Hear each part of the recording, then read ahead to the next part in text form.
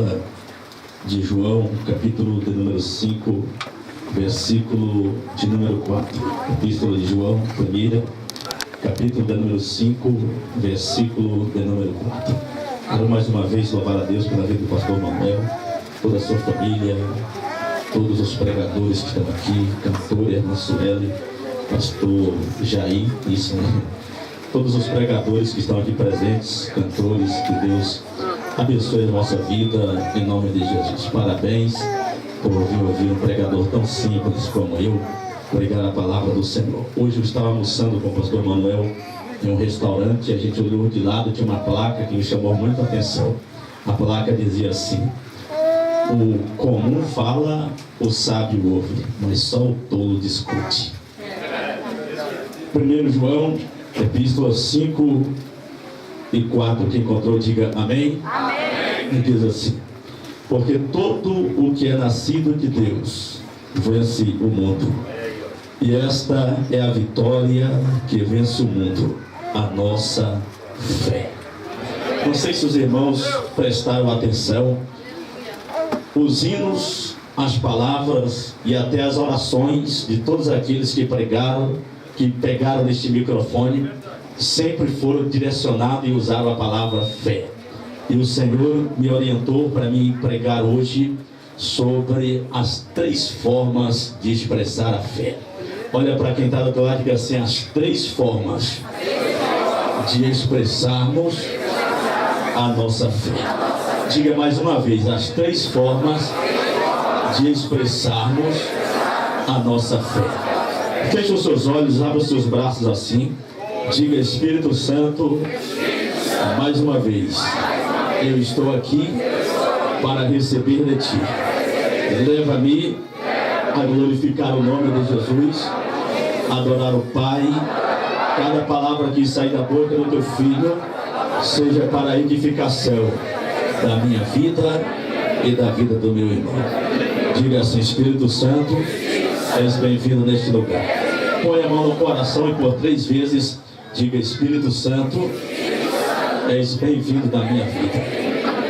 Diga mais uma vez: Espírito Santo, és bem-vindo na minha vida. Mais uma vez: Espírito Santo, és bem-vindo na minha vida. Agora levante a tua mão com o dedo apontado, dizendo: a honra e a glória será unicamente para Jesus esta noite.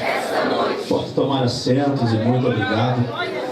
Que Deus abençoe a cada um. Queridos irmãos, quando nós falamos sobre fé, nos surge uma pergunta: o que é fé? Será se fé é um sentimento? Será se fé é uma capacidade? Será se fé é razão? Será se fé é, na verdade, o que é fé? Fé, na verdade, queridos irmãos, é algo que nos leva a ter a certeza das coisas invisíveis, como disse o autor aos Hebreus. Que a fé é a certeza das coisas que se esperam e a convicção dos fatos que se não veem. Fé e razão, às vezes, até andam junto, porque a verdadeira fé, ela nos leva a não duvidar, a não vacilar, e se termos razão que estamos fazendo a coisa certa. Mas nem sempre a razão significa que está junto com a fé. Diz um certo estudioso que a fé e a razão foram fazer uma viagem juntos. E chegaram em um rio, a razão olhou, viu que a tempestade era grande, a força da água era forte, ficou com medo, mas a fé pegou no braço da razão e disse: vamos atravessar. E juntos atravessaram, um ajudando o outro. Chegaram próximo de uma montanha, a montanha era muito alta. A razão olhou para a fé e disse: eu não dou conta de prosseguir. A fé olhou para a razão, pegou ela, colocou no ombro e disse: eu te levo até chegar no alto da montanha. Então fé é muito mais do que razão.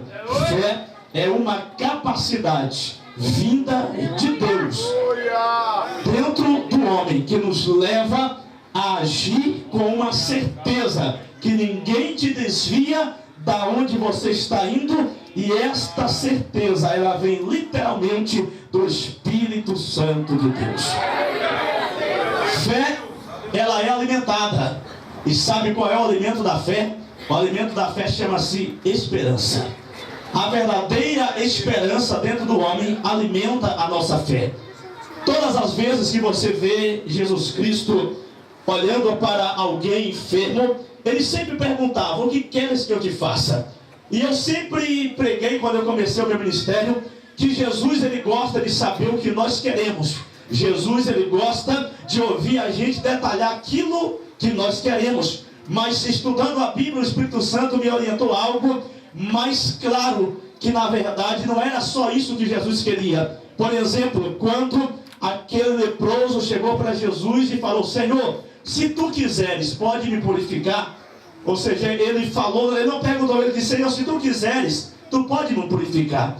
Por que ele não perguntou: Senhor, se tu pode? Ele sabia que Jesus podia, pois ele estava ouvindo falar na região que morto estava ressuscitando, paralítico estava andando, surdo estava ouvindo, toda sorte de doença era curada. Ele não tinha dúvida que Jesus podia.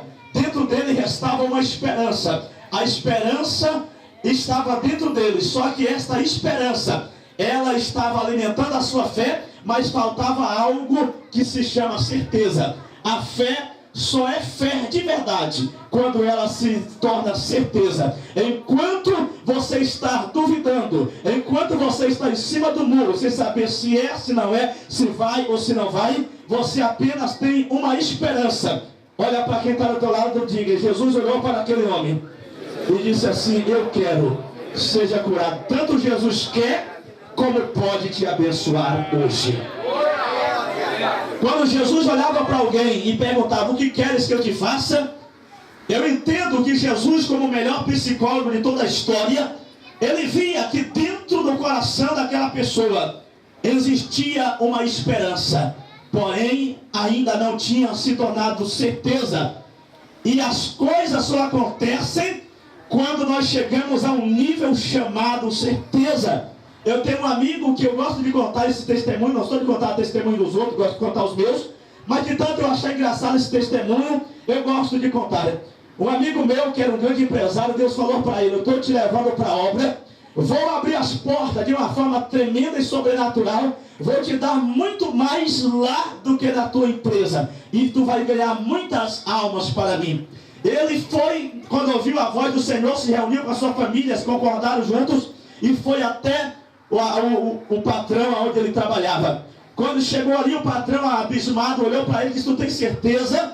Tu é um bom funcionário, está ganhando tão bem, vive uma vida tão boa, você tem certeza que está largando e você disse que o teu Deus vai abençoar? Ele disse: tenho certeza, Deus vai abençoar o meu caminho por onde eu passar. Aí ele se despediu, o patrão ficou olhando, abismado, admirado para ele. Quando ele foi sair, o patrão disse: ei moço, volta aqui. Ele volta e disse: sente aí por favor. Ele sentou e o patrão, com lágrimas nos olhos, olhou para ele e disse: olha, você sempre foi um bom funcionário, nunca nos deu trabalho, nós temos orgulho de você. Por onde você andar que as coisas não derem certo, eu quero dizer uma coisa para você: volte, porque as portas estão abertas. Ele bateu na mesa e disse: pode fechar, porque eu morro, mas não volto. Tenho certeza, meu Deus, que eu sirvo e o meu Deus vai me abençoar. Então fé, irmãos, fé não é apenas esperança, fé é certeza. É por isso que Jesus perguntava: o que queres que eu te faça? Ele sempre interrogava às vezes as pessoas antes de curar. É porque ele percebia que a pessoa ainda não tinha certeza, a sua fé ela estava sendo alimentada, ela precisava crescer. Ela precisava ser alimentada através da esperança, até chegar ao nível chamado certeza. Porque Jesus sabia que quando chegasse o nível chamado certeza, aí as coisas iam acontecer. A primeira forma de expressarmos a nossa fé, olha para quem está do outro lado e diga: eu expresso a minha fé quando eu clamo ao Senhor. O texto que o irmão leu esta noite fala dos dois cegos. O que me chama a atenção, pregador Jair, é que ninguém falou de Jesus para os cegos. A própria Bíblia diz e eles ouviram Jesus passando. Ninguém estava falando de Jesus para eles.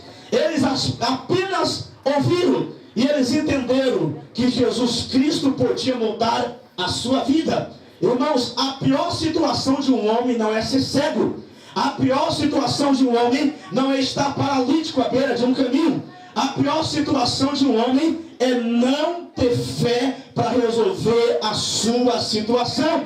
Aquele homem estava ali, eu não posso afirmar por quantas vezes ele estava ali. Diz um certo teólogo que de ruim não é ser cego. O cego de verdade não é aquele que não vê. O cego de verdade é aquele que não quer enxergar. Tantas pessoas que estão paradas à beira de um caminho, o caminho está longo. A fé dele não tem para poder prosseguir o seu caminho.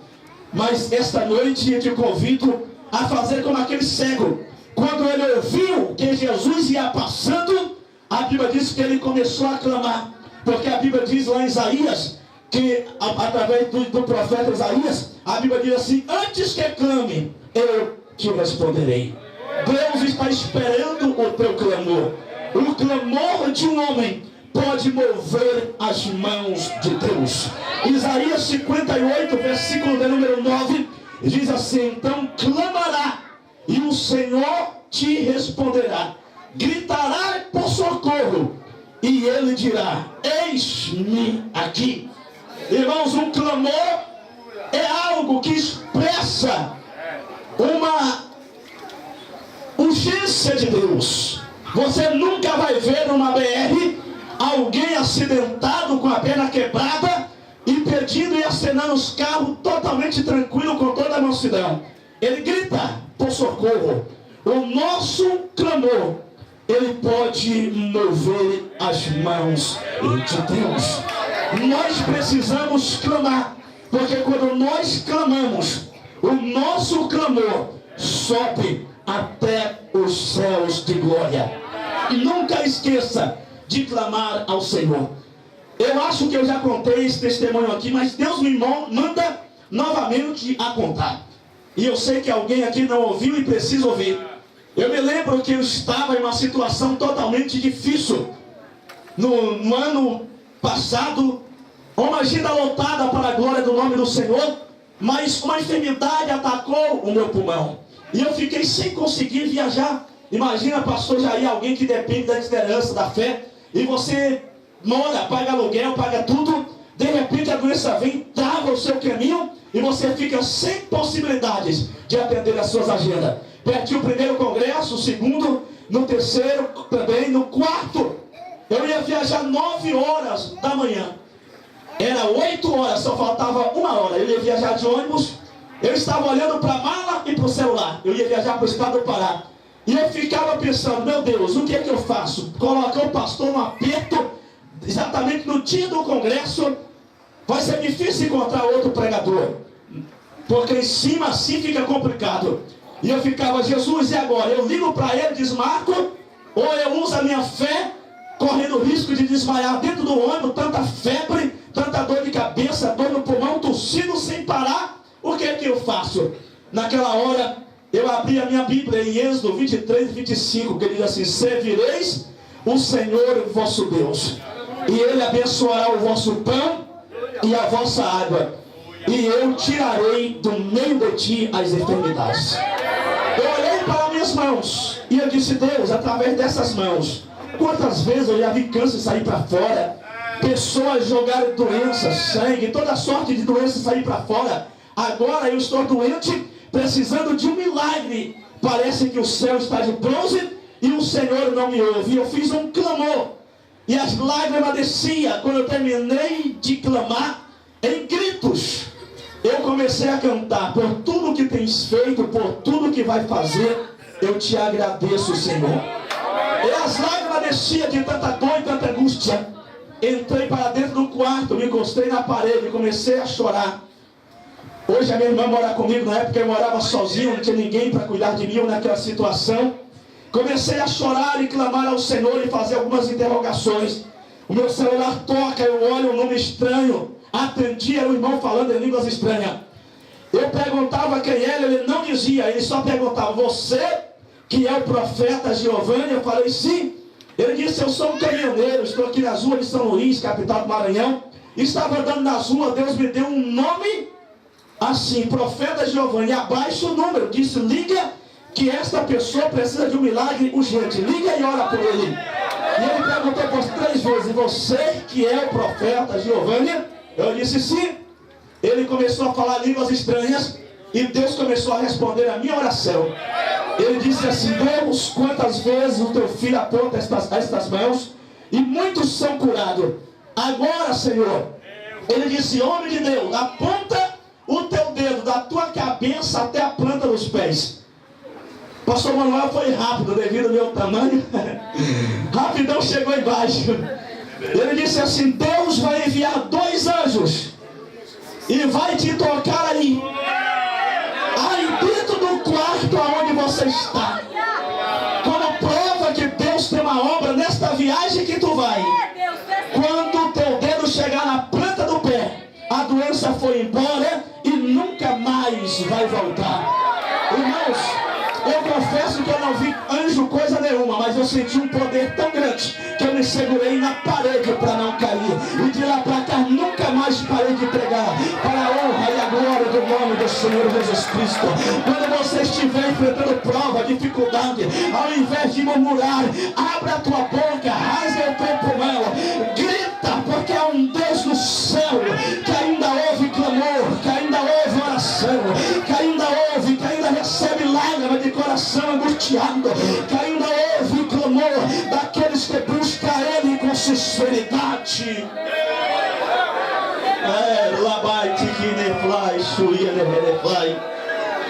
Você não vê, mas se você pudesse ver, todas as vezes que você murmura, lamenta, o diabo dá risada. Mas você pode estar morrendo, quando você clama, ele se afasta de você, porque ele sabe que alguém lá no céu está ouvindo e vai vir ao teu encontro. E ele não vai vir de qualquer jeito, ele vai vir depressa para te acudir. Aleluia. A segunda forma de expressar a nossa fé. Eu quero pregar menos hoje e orar mais.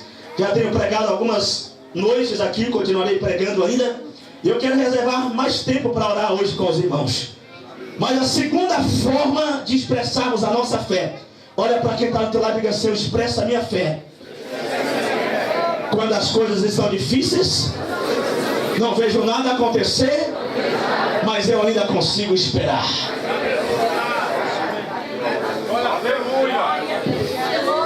Quem gosta de esperar aqui? Eu duvido que alguém levante a mão.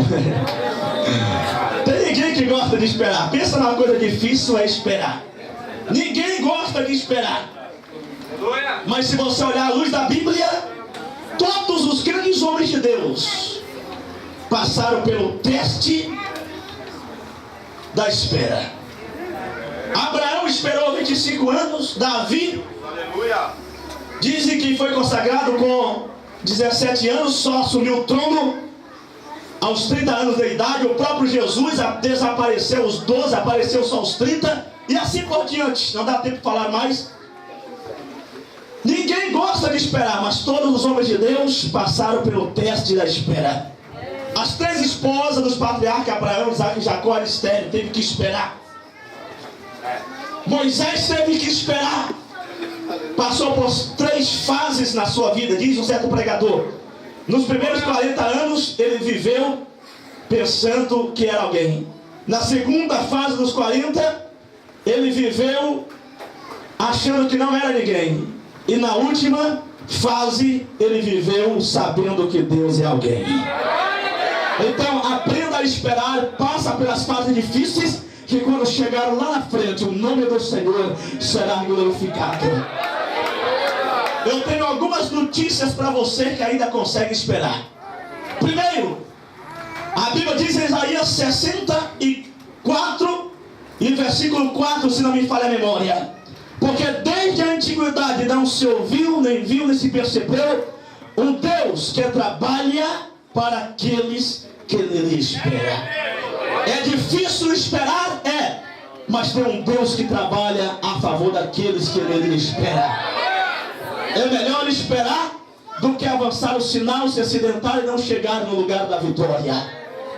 O que eu acho engraçado é que o mesmo salmista que orou o Salmo 40, dizendo assim: esperei com paciência no Senhor, foi o mesmo que fez a oração do Salmo 69, dizendo assim: eu estou com os ossos desfalecidos, a minha língua está, a minha garganta está se apegando, de tanto esperar por meu Deus. Quem espera, cansa.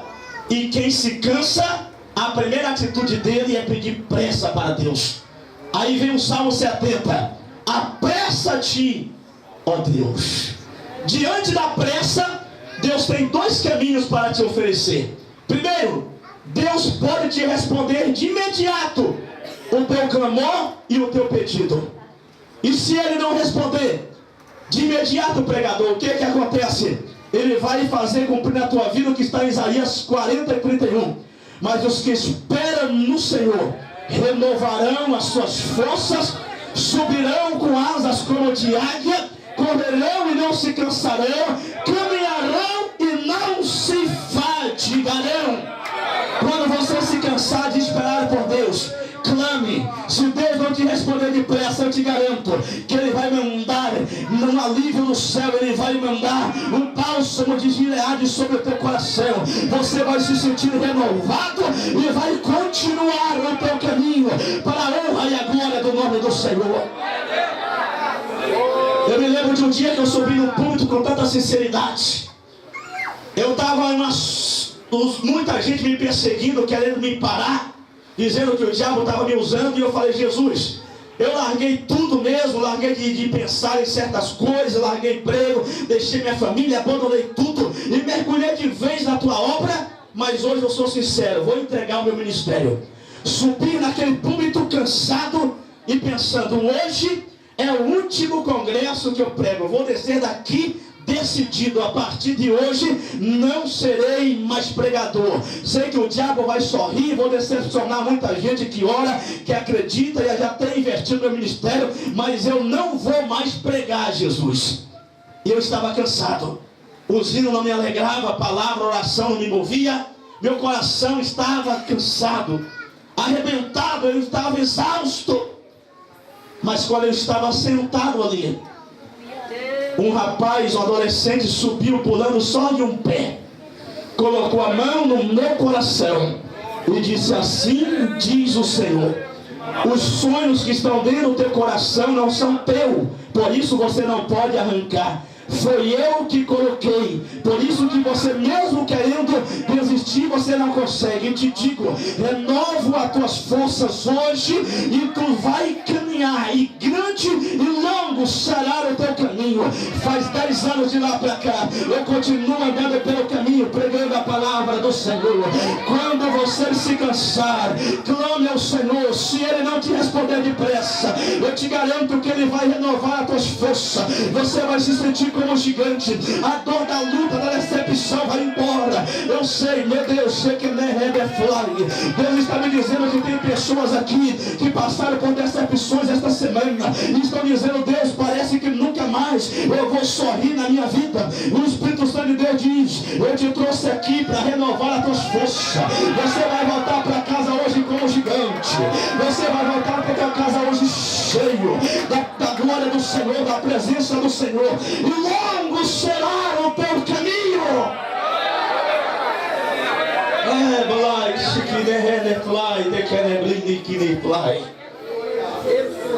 Primeira forma de expressar a nossa fé: eu expresso quando eu clamo. Segunda, eu expresso quando eu espero. E a última forma de expressar a nossa fé: eu expresso quando eu tomo atitudes. Quando eu e você, nós agimos, nós estamos expressando a nossa fé. Eu me lembro muito bem, isso faz mais ou menos, faz 7 anos. Eu estava lembrando hoje à tarde, faz 7 anos. Eu trabalhando com meu pai, eu não sei porquê, todas as capitais do Brasil que eu prego, acho que é porque eu sou bonito assim, o povo pensa que eu nunca trabalhei de roça. Todo mundo acredita, não, a tua pele, não tem quem diz que você já trabalhou de roça. Coitado, quase morro. Eu me lembro que há 7 anos atrás, eu fiz uma atitude de fé. Eu estava trabalhando com meu pai. Uma vontade tremenda que viesse a agenda, mas não vinha. E eu disse, Deus, o Senhor falou que me chamou, que ia abrir as portas, mas nada acontece. Ninguém está me entendendo, mas eu vou fazer uma atitude de fé. E vou segurar. Se o Senhor não me honrar, eu vou passar a vergonha. Deixei meu pai e meu irmão sair da roça, subir na cerca. Quando eles estavam bem longe, eu olhei para trás e disse, Tiago, roça, é a última vez que eu piso aqui dentro. Nunca mais tu vai me ver aqui dentro, porque os congressos me esperam, as nações me esperam, multidão me espera pelo Brasil. Eu bati no peito e disse, eu serei o pregador de congresso. Queira o diabo não, Deus me chamou. Nossa, nunca mais. Isso aí. Foi um mês de prova. Meu pai todo dia nós tomávamos café junto. E ele diz, aí já molou a enxada, a roçadeira. E eu disse, não, eu não vou hoje não. Não, amanhã papai, de novo, não vou hoje não. Um mês nessa luta. Até que quando se cumpriu um mês, eu esperando, Deus abriu e nunca mais eu voltei lá. Para a glória e louvor do nome do Senhor. Deus, Ele quer a minha atitude. Deus, Ele quer a sua atitude. Os milagres não acontecem apenas pela unção do pregador. Todo pregador tem que ser ungido, mas você lembra que Moisés passou 40 dias e 40 noites no monte. Tinha unção para mandar cego enxergar, paralítico andar, morto ressuscitar. Teve que mandar o povo se converter porque ele estava fora do altar de Deus. E Deus não fez nenhum milagre. A unção depende do pregador, depende. Mas quem está ouvindo tem que alimentar a sua fé com a esperança, ter uma certeza que o milagre vai acontecer e tomar posse da vitória. Todos os milagres que você vê na Bíblia, o cego gritava, a mulher do fluxo de sangue tomou a atitude, rompeu a multidão até tocar em Jesus. Todos eles tomavam uma atitude, um de um jeito e outro de outro. Eu me lembro que quando o povo de Deus chegaram na margem do Jordão, eles tinham a arca fala da presença de Deus. Eles poderiam muito bem chegar e quando chegar o Jordão já se abriu. Mas o Jordão só se abriu quando eles molharam os tornozelos. Isso fala que é a porta da nossa vida que só abre quando nós batemos na porta. A Bíblia diz, bater e abrir-se-vos-á. Tem gente que lê assim, bater, abrir-se-vos-á. Pedir, não, só uma vez. Bater e abrir-se-vos-á. Agora tem um segredo. Quem bate sou eu. Agora quem abre é Jesus. Não adianta eu ficar forçando a porta.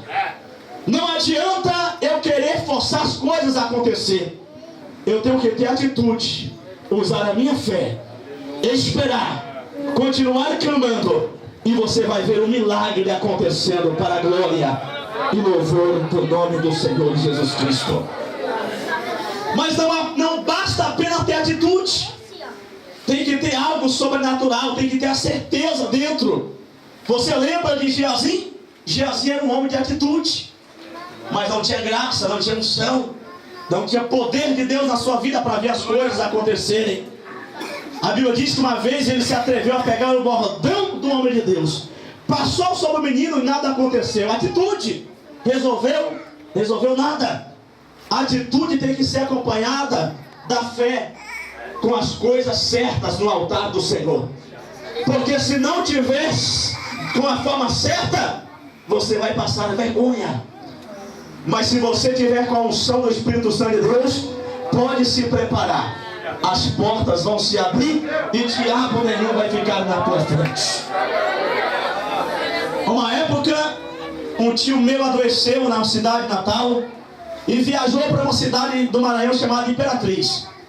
Eu vim conseguir chegar naquela cidade em 24 horas. A única notícia que eu tinha do meu tio é que ele estava no Socorrão. Ele estava com o meu documento para provar que eu era sobrinho, documento dele, mas eu não tinha parente, eu não tinha ninguém naquela cidade. Meus pais ligando durante toda a viagem. Será se ele ainda está vivo? Porque da onde ele tinha saído foi acompanhado com uma enfermeira, não tinha parente, não tinha ninguém. Eu não sabia se ele ainda estava vivo ou se estava morto. Cheguei na rodoviária de Imperatriz, me deram o número de um mototáxi, eu liguei para ele. Ele chegou, era 12 horas da noite. Ele olhou para mim e disse: você tem certeza que você quer ir hoje no Socorrão? Eu disse: tenho. Meu pai quer saber notícia dele hoje. Ele disse: não, mas aqui é muito terrível, é muito perigoso, tem muitas pessoas fazendo maldade, matando os outros. Não adianta você ir lá que ninguém deixa você entrar. Eu disse: moço, deixa eu montar nesta moto e vamos, me deixa lá no hospital. E ele, depois de muita insistência, aceitou. Quando chegou mais ou menos 15 a 20 metros do hospital, ele parou, apontou com o dedo e disse: o hospital é aquele lá. Eu cheguei na porta daquele hospital 24 horas dentro de um ônibus, sujo, com fome. Cheguei ali, fui no recepcionista para saber se eu resolvi alguma coisa. O recepcionista usou tanta palavra feia comigo que doeu meu coração. E disse: vai para o porteiro. Porteiro do hospital grande não sabe de nada. Eu fiquei indo do recepcionista para o porteiro, e cada um me dava um carão maior. Quem não sabe o que é carão, trata com uma má educação. E ficou cada um querendo fazer de mim um palhaço. E eu vi que eu não ia resolver a situação. E eu disse: Deus, e agora? Minha família quer saber notícia. Eu fui voltando para trás. Quando eu fui voltando, um sinal que Deus me deu no dia que batizou com o Espírito Santo, é segredo, eu não posso falar. Tocou no meu corpo. Quando tocou, o Espírito Santo de Deus disse assim: vai e marcha na direção do porteiro. Eu falei: Jesus, é o Senhor que está falando? Ele disse: vai, marcha que ele vai sair da frente. Você entra e procura o teu tio. Eu comecei a andar, o poder de Deus começou a me tomar, começou a me encher. Quando eu cheguei perto dele, ele olhou meio assustado. Eu disse: em nome de Jesus, eu já estou passando pela porta. Ele tirou um susto, colocou a mão na arma, mas ficou só olhando, e eu passei. O outro guarda também, passei por um guarda, pelo outro. Todos eles ficaram olhando, assustados, e eu entrei. Era tanto corredor, tanto elevador, eu não sabia para onde ir. Eu ia entrando aqui, o Espírito Santo dizia: não, é para cá. E ninguém me guiou dentro daquele hospital. Até que depois de 1 hora procurando ele, eu encontrei ele no 6º andar, sem voz, sujo do jeito que tinha saído. Mas eu fiz uma oração na cabeça dele. Ele falou. Fiquei 13 dias ali. O dono, o gerente do hospital, olha o nome do homem, Saul, se levantou contra mim, porque eu evangelizava todos os dias. Todos os dias eu evangelizava. Minha maior preocupação era sair daquele hospital e evangelizar todo mundo. Até que um dia ele chegou para mim. Quando entrou dentro do quarto onde eu estava, tinha 3 irmãs junto comigo. Eu estava calado. Ele focalizou os olhos em mim. E o diabo usou ele e disse: jovem, eu tenho 3 filhas. Uma é não sei o que, a outra não sei o que. E eu, como pai, nunca daria a minha filha para casar com uma abobrinha como tu. Eu disse: quem disse para o senhor que eu estou atrás de qualquer coisa? Ele se zangou, queria me colocar para fora do hospital. Aí Deus levantou a irmã na hora que o médico saiu e disse assim: levanta, 3 dias de oração e jejum, que tu vai ver o que eu vou fazer dentro deste hospital. Eu fiquei 3 dias em jejum, ele não veio mais. Quando foi no 3º dia eu estava tremendo, porque eu sabia que o Saul ia entrar no quarto. Mas o poder de Deus me tomou. Ele foi se aproximando, humilhando todo mundo, fazendo todo mundo chorar. Quando olhou para mim, se assustou e disse: o que foi que aconteceu, jovem?